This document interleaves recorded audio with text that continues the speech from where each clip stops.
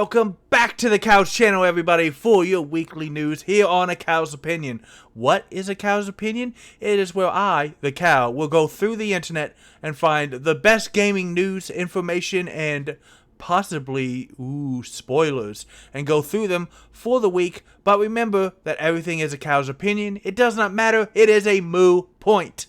Thank you so much for tuning in. Consider like, comment, and subscribing for this, for Let's Plays, for demos, for all the cool things that we try to do on this channel. As well as, if I keep saying it, apparently YouTube says it'll happen more. Personally, I think that means that would happen less, but they have a vested interest in getting me more subscribers so that I make them money. So I'm going to guess that they're right. And this week, we are picking up where we left off last week. Overwatch 2 still sucks! And in fact, we are going to talk about some really stupid things, as well as Blizzard attempting to apologize for the game, just not apologize in the way that you think. So, Overwatch 2 Games, in an exclusive interview last month, and a lot of people actually didn't know this, spent a year making Genji's customizable mythic skin.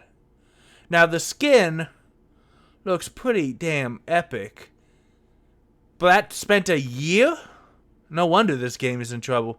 So, the article goes on to talk about how there's tons of characters and maps and modes.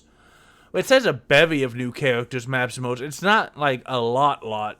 It's got new playable characters. They just released everybody's new favorite support, Foxgirl. I believe it's Kiriko. I'm not playing Blizzard games until the sale goes through so that we have new leadership, because I cannot support them. And then the Pass's free track allows players to unlock a new support character named Kiriko, while its premium track, which costs either $10 or 1,000 coins, offers cyberpunk-themed cosmetics. And if you complete the 80-tier premium battle pass, get Cyber Demon Genji, the first of the customizable cosmetics called Mythic Skins. Now you might be saying, Cow, my head's been under a rock. I thought Overwatch was a free-to-play game, and it is. But after they got so much stuff dumped on their heads for their stupid little loot boxes, they decided to put out a Battle Pass on a free-to... Now, Battle Passes are a little on free-to-play games. Basically, you pay X amount of money, and you get... It's $40, actually, which is a pretty... You can drop on the game when you first load up. And in fact, I've seen some people online arguing that Overwatch 2 is a little predatory about its free stuff, because they are saying that, hey, it's supposed to be a free game, but you get bombarded and almost made to think that you need to pay the $40 when you log in. I have not tested this, but I know that some people are complaining about it on message boards, Reddit, etc. And here's the thing. This article goes into the Battle Pass and Mythic Skins' role in the sequel's revamped monetization strategy. When we looked at making this transition to free-to-play, one of the great goals we had was to give Overwatch players what they wanted, which was just continuous delivery of content. We know this because players have been telling us that keeps them engaged over the long term. So Overwatch 2 has a core team that is 3 times as much as it was 6 years ago. And if you've ever seen Fortnite, if you've ever seen Apex Legends, any free-to-play game, because you have to have the content coming out in regular intervals, you need different teams working on different sets of content to release at different times of the year. So that's at least understandable, and we spent a long time thinking about how to be able to fund continued development of the game in a way that would still present fair and enjoyable experiences for all players, whether they choose to pay or whether they choose to play for free. And our approach in terms of players who pay is to deliver tremendous value. Now, I don't know if a skin is tremendous value, but so you have these mythic skins. There was another article, I believe, where they talked about how it was 3 months for each color scheme. I am not an artist, but I don't understand why it takes 3 months for each one of these. We put a lot of time into building our cosmetics. A mythic skin takes us over a year to make. It's a massive investment for the team, and a massive amount of resources go into building these things, and we think it's well worth it. One of our values is to be able to put out the coolest cosmetics we can, and we hope they can be seen as some of the very best in the industry. Every season has a theme and accompanying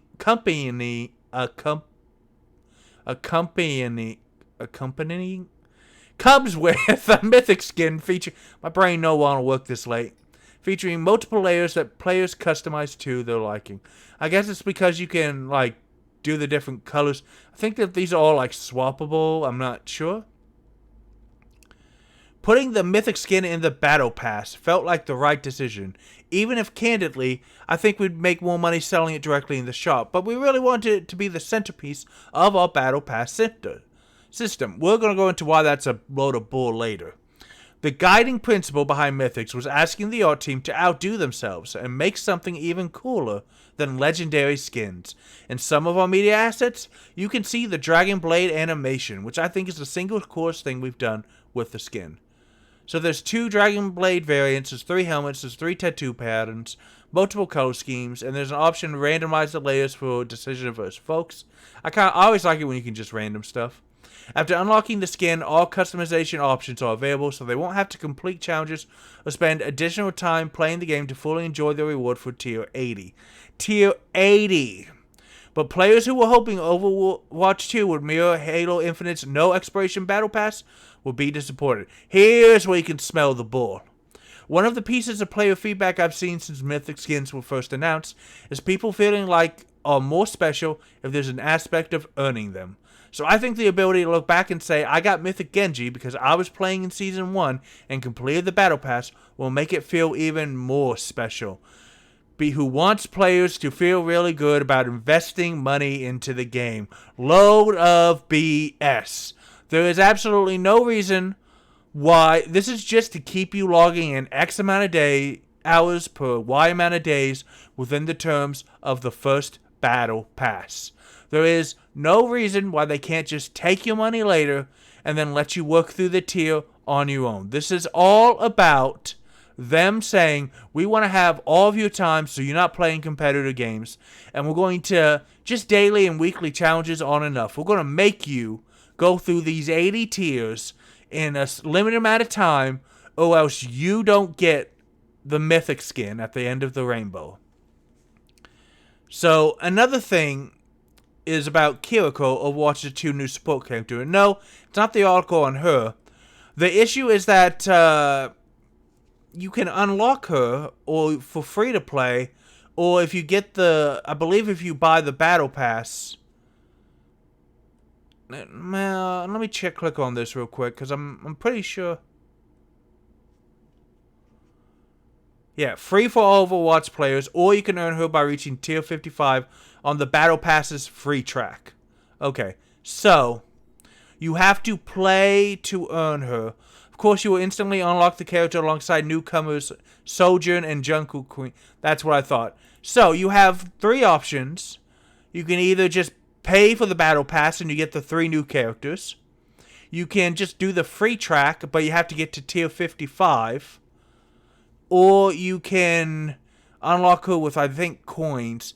However, to earn her legendary skin, it's been found, you need the equivalent of like 1,500 hours of play. That's not a typo. I thought it was 150. It's 1,500. Who in the hell is playing 1,500 hours for one skin on one character in a game where the whole point is to swap characters freely? It makes no damn sense. It's money. It's really just a money grab.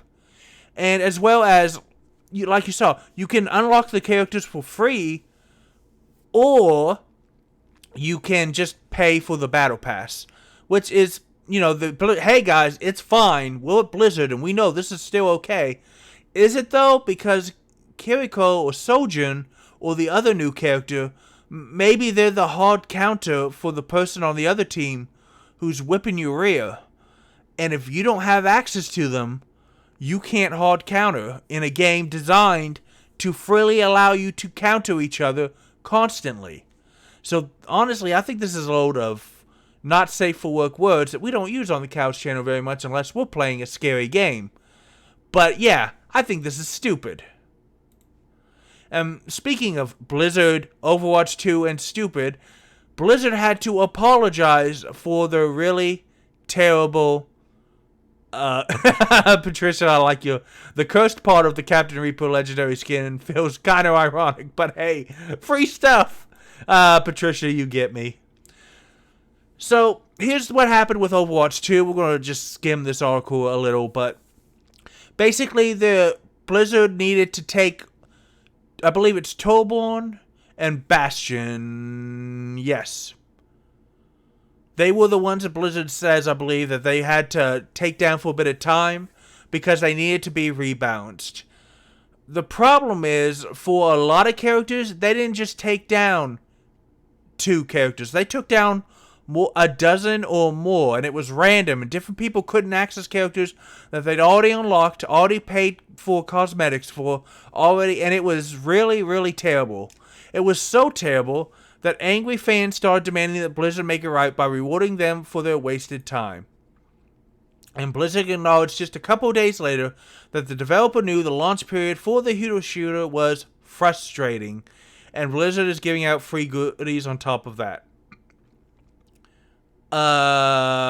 Frustrating, you say? Go on. I'm shocked, and aghast that you did not understand this. But the developer continues to work on stabilizing the game, and a patch for Overwatch 2 should be hitting sometime later this week. No specifics, so you don't know what the patch does. You don't know if it buffs people, if it takes care of the... we've talked previously on the channel about people like Asmongold were waiting for like 10,000 people. It would let them in. It would play the opening cutscene. It would dump them out either after that or right into a match 5 seconds later. And then they would have like 20,000 people in front of them to play the game. It seems that things like account merging and connection issues continue to hurt the game. Some people are even getting banned temporarily from ranked modes because of the disconnects, and others have their games crash after getting achievements. Basically, to prevent you from like logging out because you lose less points if you drop a game than if you lose a game on ranked modes. If it happens too many times in X amount of time, the game's like, hey, you don't get to play ranked for like hours or days or weeks, depending on how egregious your and repeated your offenses are. Yeah, you're not actually playing ranked the way you should. If you lose, you lose, but you don't get to play for a while. Torbjorn and Bastion still aren't available as Blizzard tinkers with their bugged abilities. Bastion apparently had like an artillery thing that just leveled the field in a way it was never intended. And that's not good for the game. That's not good for anything, really. So, the game is in a much better place, of course, when it wasn't even possible to log into the game at all. But, you know, this is supposed to be a really big thing for Blizzard, and it's turning out to be more of an embarrassment. So, here's what they are saying. If you logged into the game between the launch and prior to October 25th, as of this article, it's October 11th, almost 12th, which means you still have 2 weeks. To help make up for any lost time, we're planning to run several double match XP weekends. God help you to get into those. We'll also be giving all new players a login from October 25th through to the end of Season 1, an all-new Cursed Captain Reaper legendary skin, and a health pack weapon charm. I don't know what that means.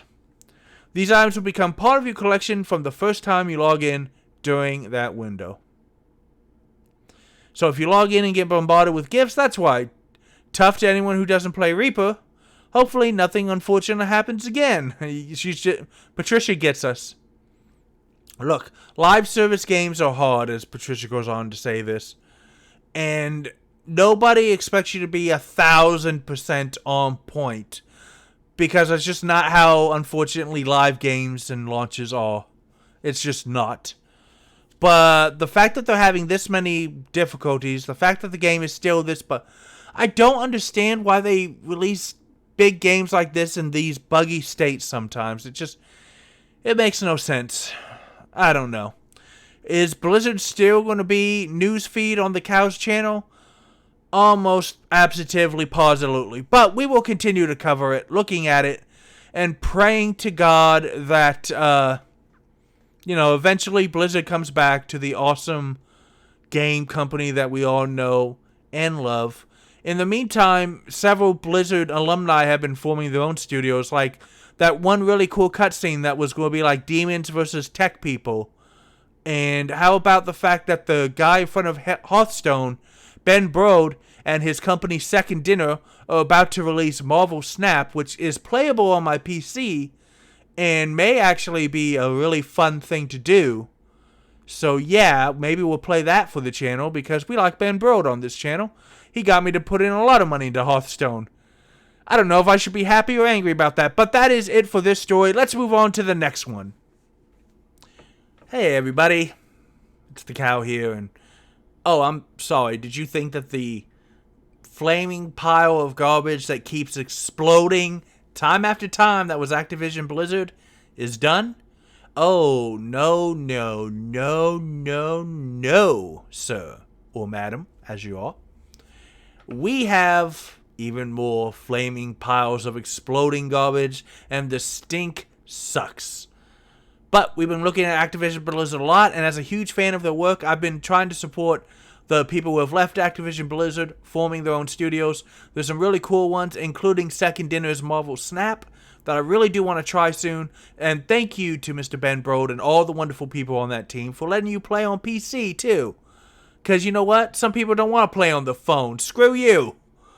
But let's move on to the actual stuff. New lawsuit, as per this nice, it's not really nice, but this article on Kotaku talks about revenge porn, sexual harassment, and you know what, let's just get into it. So it's been a year after the first reports of the government having to look into all this stuff, and we knew Activision Blizzard was not a fun place to work, but there's a new suit that targets both the company and a specific manager named Miguel Vega. The complaint alleges Activision Blizzard's failure to curb sexist and harassing conduct emboldened manager Miguel Vega to abuse, belittle, and insult Ms. Doe by making comments to her about oral sex, masturbation, and orgasms. You got the trifecta, I guess. Threatening her job if she would not consent to sex, mocking her breasts, and commenting on other female employees' attractiveness. Mr. Vega also repeatedly threatened to expose a compromising photo of Mr. How did you get that? Let's look on. So, and a spokesman has provided the following comment. We take all employee concerns seriously. When the plaintiff reported her concerns, we immediately opened an investigation, and Mr. Vega was terminated within 10 days. We have no tolerance for this kind of misconduct. But did you? Here's the thing. So, Jane Doe, as she is always referred to, met Mr. Vega in 2009 or 10 in a game night, and the photo he threatened was one that she sent him willingly. Now, that sucks, and I know there's a whole argument of where you should never send them, but just because you give somebody something doesn't mean they have to use it. We don't care about that. That's where he got the photo from. It's not cool. So Ms. Doe says their friendship ended in 2011, but in 2016, got independent contract work and then became a full-time employee. So, from the 5 years she was at the company, the suit says, and I'd like to quote this, at work, Mr. Vega repeatedly groped Miss Doe's breasts around a dozen times. On each occasion, he would squeeze, grab, or poke her breast, and she immediately recoiled at these unwanted advances, as you do. He often attempted to kiss her at work. All of Mr. Vega's sexual advances upon Miss Doe were unwelcomed. After each time she rejected him, he'd assure her that one day it'll happen, or one day you'll give in. How romantic this moron is. The list goes on to say that not only would he talk down to her, but there are more specific sexual things, such as at an Activision Blizzard office party in 2017, he walked her to a vacant part of the office away from the party, asked if she would give him oral sex if he were to whip it out. When she exposed him on several occasions that she felt underpaid, Mr. Vega often replied with a quid pro quo proposal. Well, you know what you need to do? Why, he pointed to his crotch. Great leadership and way to encourage your team members to advance in their careers. Mr. Vega told Ms. Doe that he is a very sexual person, and that he thus needs to jack off at least twice a day. Disgusting. Mr. Vega asked Ms. Doe how often she pleasured herself. She's married, it's none of your damn business. And Mr. Vega asked Ms. Doe how often her husband made her orgasm during sex, and if she felt like her husband meets her needs sexually, quoting, how often does he make you come, and does he take care of you in the bedroom? Again, she's married, it's not your damn business. Now, of course, he also decided to threaten her career. And she reported him first in 2017 when Activision Blizzard did nothing. Let's go back to that timeline, shall we? Now, Activision Blizzard says, we take all employee concerns seriously, and when reported, he terminated within 10 days. But that timeline doesn't make any sense because she first reported him in 2017, and it wasn't until August 2021, which, for those of you who don't understand how a calendar works, that's not 10 days. Weeks after the company's coach had become international news, he continued to threaten to publicly release that compromising photo. Vega was finally reported directly to her manager in August of 21, and that shortly thereafter, Mr. Vega left a voicemail for Ms. Doe in a poor attempt to mitigate the harm he caused her. He was then terminated from his position on September 1st, 2021. Again, she reported him 4 years prior, and it wasn't until after, not just immediately after, which at least you understand it's a cesspool. Let's start getting the garbage out of here. No, weeks after it suddenly hit the news that he was actually taken seriously. And again, it wasn't HR. HR, unfortunately, in a lot of cases, doesn't exist to help you. It exists to protect the company. What she reported to in 2017, she had to go directly to a manager to do the job. Ms. Doe's complaint is calling for a full jury trial of both of the accused, Activision Blizzard the company, and Miguel Vega the individual, is ultimately seeking damages, legal fees, lost earnings, and medical costs. Yeah, I'm willing to bet she had to have some therapy because she had to go work for a moron all those years. Both Activision Blizzard and Mr. Vega have been contacted for comment. As of this point, Kotaku has not been able to get one yet, and I severely doubt they'll get anything more than this couple of lawyer speak sentences from Activision Blizzard, and if Mr. Vega has learned anything smart, he'll shut the hell up, as he should have. Yeah, this guy's got it right. Deserves to have his you-know-what stomped into jelly. Someone's going to have to end that company. I mean, they're pretty much doing that on their own. Thank you, Dr. Bob. Can Activision Blizzard go in one day without sexually harassing their employees? No. Because remember, when all of the women stood up and said, we are being sexually harassed, the male employees said, we believe them because they're actually sexually harassing a lot of us too. So, look, I really, Activision Blizzard got me into PC gaming. Activision Blizzard is full of passionate, hard-working people of all different walks of life and left and right-leaning, and most of them are fun. It's the fact that the people at the top allowed this kind of culture to exist. And the reason why they do it is because the people at the top make so much money that you don't want to rock the boat. Activision Blizzard was a cash cow for so many years, and it still makes a lot of money even with all this stuff. Don't get it wrong. They make a ton of cash.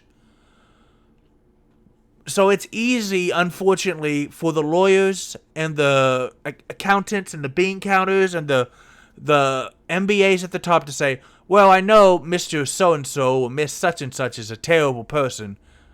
But you know, every time they're in charge of a project, we make $100 million in 24 hours minimum. So, you know, that's just Mr. X being Mr. X. He doesn't mean it. He drinks too much. Blah, blah, blah, blah, blah. They come up with reasons to excuse it because they like the pile of money. But you know what? You can't do that in life because eventually the rot, as we have seen, hurts everything. Garbage in, garbage out. It's why the games are not doing as well. It's why the fans are not happy. It's why the employees are starting independent game studios. I'm not worried about Microsoft buying Activision Blizzard. All the talent's walking out the door. We've done previous videos where we've looked into games they're making, and we've seen a list of it. In fact, give me a second and let's find that. So yeah, just a common thing is, look, Notorious Studios, former Blizzard developers, from Game Rant in October of last year. Dreamhaven, former Blizzard guys, September of 2022. Were ex-Blizzard dev, open a game studio where only a female is a, what? Well, only female staffer is a dog. I don't know if that's a good one, actually. What? Not the best look. Okay, that may honestly just be that the studio is a bunch of... Well, 9 developers and 2 advisors, all of which Chief Morale Officer named Ellie. That's not great, but I'm going to hope that it's not because they're still perverse. I'm going to hope that it's because they are actually... they're just new. There's only 11 people. So I say give them some time as they create and staff up, and let's see. How about Second Dinner with the Ben Brode? They're making the great Marvel Snap. Yeah, this Ben Brode and his pretty face right here. Look at all these nice people. Where's my team? I'm probably going to love this game. I'm definitely going to try it for the... No. Show me the dadgum peoples. Yeah, there's Ben Brode, and look at this. Look at all these peoples. It's not that many peoples, actually. It's 16 peoples. But it is a mobile game, so I don't think they need, like, a ton of permanent staffers. But look, I've seen videos of these guys. What I'm trying to make is this. Blizzard sucks, but the people who make the games do not. Now, I understand I'm not playing Activision Blizzard until they get bought by Microsoft and things get better. I understand if you say, I still want to support the hard workers, because it's a terrible decision. If you don't support them, they make less money. But if you do support them, you're empowering the people at the top. You got to do what's right for you. And hopefully we can find some more news that's a little better. Insert the wah-wah as I find more bad Blizzard news. And this is honestly turned out to be just a Blizzard video. But I'll see you soon. Let's move on to what is next. And for our final news story, I thought this was going to be a completely Blizzard episode.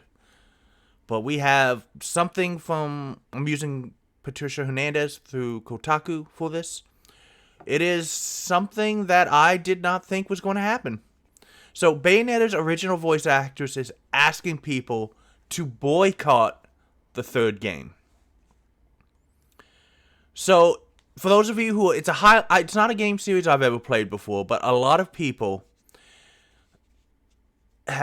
were surprised when Platinum Games announced that for Bayonetta 3, they would be using established voice actress Jennifer Hale, who, is huge in the VA industry, instead of Helena Taylor. And at the time, Platinum was claiming that there were various scheduling conflicts and that she just was not able to play Bayonetta again. And, they asked for people's understanding. They said that Jennifer Hale was going to do good, and Jennifer Hale probably is going to do a good job. But the problem is that recently, Taylor went on social media and said that's not what happened at all. She says she was lowballed. Now, Taylor goes on to say that Platinum apparently only offered her $4,000 for the entirety of the performance, which, based on the trailers, appeared to show the leading VA voicing multiple versions of the same character. For Taylor, who spent years studying her craft and has undeniably created one of the most memorable performances in the entire medium, the offer was considered insulting. So it wasn't a scheduling conflict, they only offered her $4,000. Now, one of the nice things about Patricia's article is something that when I first started looking into this, I have no idea about voice acting. I don't know what a good pay rate is considered. This article does go into more depths. So Platinum talked later about how they, at the time, a week ago, that they held auditions and Jennifer Hale was a good match for the character and that they hoped that fans would give them a chance and enjoy the character. Taylor is calling the entire situation legal but immoral. I understand that boycotting this game is a personal choice, and there are those who won't, she continued, and that's fine. But if you're someone who cares about people, who cares about the world around you, who cares about who gets hurt with these financial decisions, then I urge you to boycott this game. Now, she was in the original in 2009 and the 2014 follow-up, and yeah, it's 3 games is a pretty long-running series, though it's not being, like, pumped out like Call of Duty or any other major thing.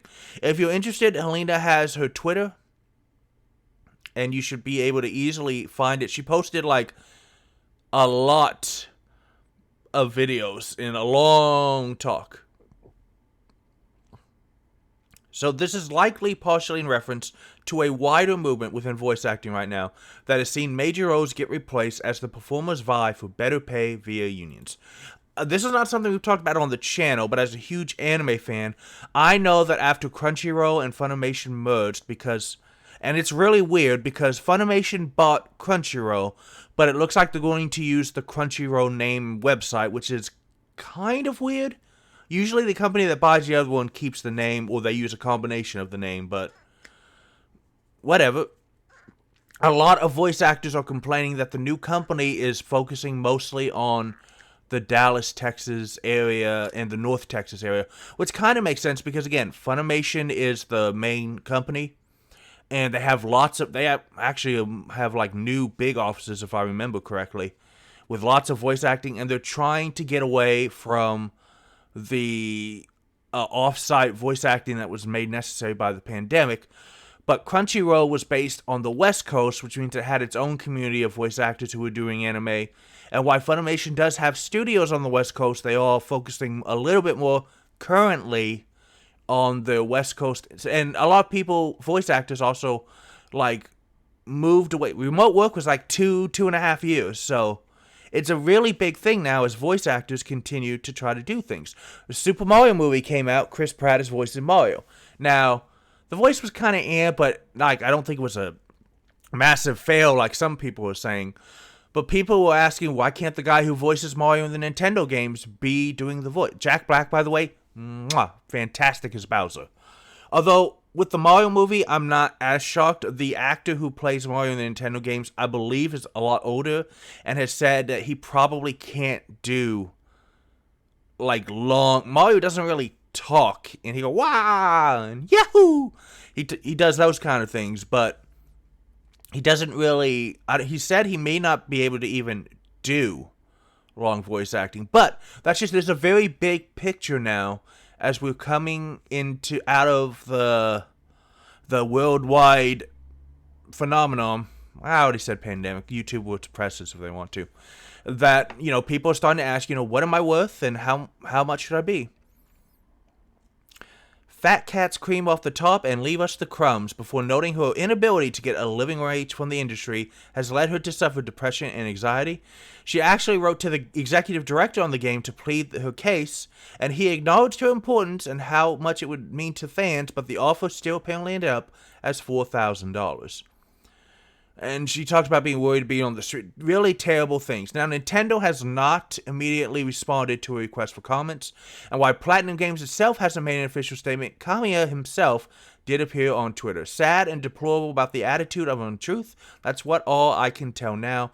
By the way, beware my rules. Now, if you're thinking that's a little weird, he's not necessarily a nice person. In fact, to wit, his header image is just a series of posts where he warns insects, especially those of foreign languages like English, that he has or will block. So if you don't speak his language, you're scum. Great way to establish your case, by the way, on this, which is going to be have your executive director call all of your English-speaking fans insects. My block button is bigger than ever before, and anyone who is reporting on Bayonetta 3 is getting hit with the ban hammer by this guy. Other voice actors are chiming in. Sean Chiplock, who voiced Rivali in Breath of the Wild, another Nintendo game, claims he was given $2 to $3 grand for his role based on the number of hours in the studio. Now, here's the point that I've finally found. Because a lot of people said, well, $4,000 is a lot of money. How long does it take to voice a character? And what's fair? So according to SAG-AFTRA, which is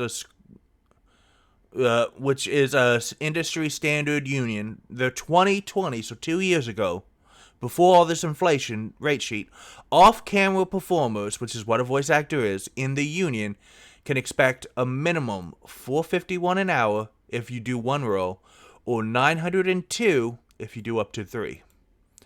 It also has potential small bonuses, but Jennifer Hale might be getting paid better for her performances. If she is, and this is not against Jennifer Hale, nobody's attacking Jennifer Hale right now. We have no idea if she even understood what was happening. You can't put that on her unless she says, yeah, I did, or no, I didn't. Jennifer Hale is like a top tier voice actor. She is almost certainly not doing this for $4,000, which doesn't make a lot of sense if you ask me. Not because anything against Jennifer Hale, but if you already have to increase the price significantly to get a voice actress of quality talent, you should have just given the money to the original actress and avoided the bad PR. What are you doing? I guess it's a screw you, we'll pay this person you money, but that doesn't make any sense. Bayonetta always stands up for those who have less power and stands up for what is right. And in doing this, you stand with her. Now, she wished Hale all the best, but she has no right to say she is the voice of Bayonetta. I created that voice. The final video Taylor shared was directed entirely at Nintendo, Platinum Games, and the Fat Cats in general. It was a retelling of Lazarus the Beggar from the Bible, and a larger critique on the morals that come with emphasizing money over people.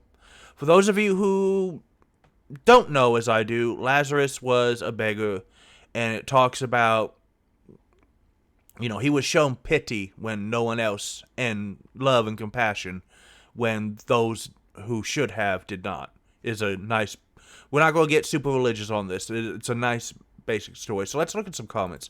Good. Some things to take away from all this. The $4,000 was the last offer after she contacted the game director. So that's even worse. Yeah, like this person says, I highly doubt that Jennifer Hale got for that price or lower, so I don't expect them to have saved any money. I would be interested to read Platinum's rebuttal that Kamiya hinted about in an unnecessarily ominous way, but it doesn't look good. Yeah, look, Jennifer Hale is amazing. She voiced the female version of Shepard in the original Mass Effect trilogy. She's fantastic. I hope that she's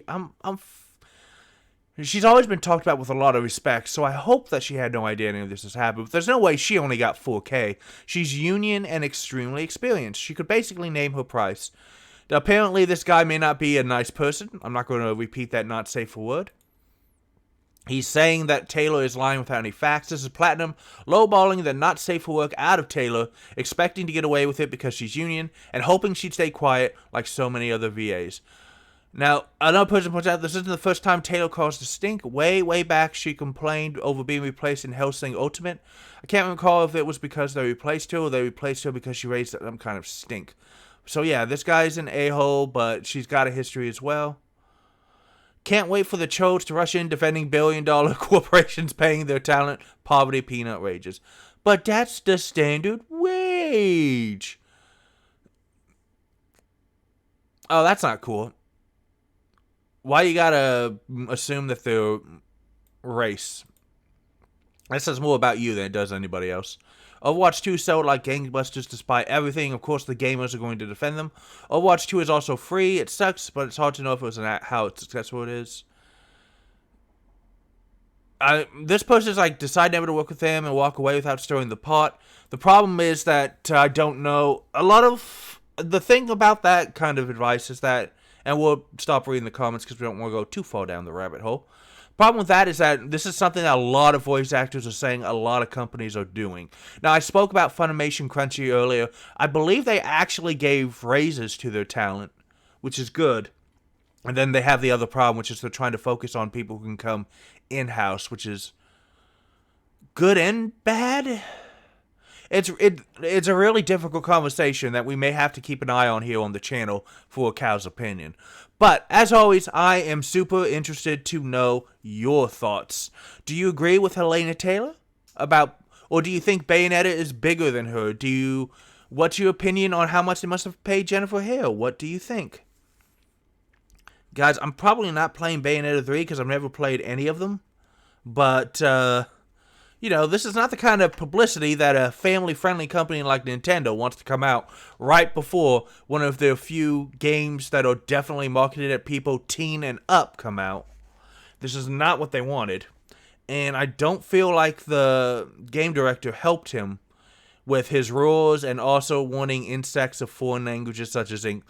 Yeah, no. Ugly is ugly no matter what. So guys, as always, I appreciate it if you could like, comment, and subscribe. And use the comments down below. Let me know, what did you think about all of the Blizzard problems again? And what do you think about this really unexpected problem from the actress who plays Bayonetta? This has been your weekly dose of the major news that has been happening in video games. Play more games, because games are awesome, and you deserve a little awesome. And we'll see you guys next week. More games are coming out, including, I believe we're going to start posting Nomics tomorrow. So I'll see you guys then.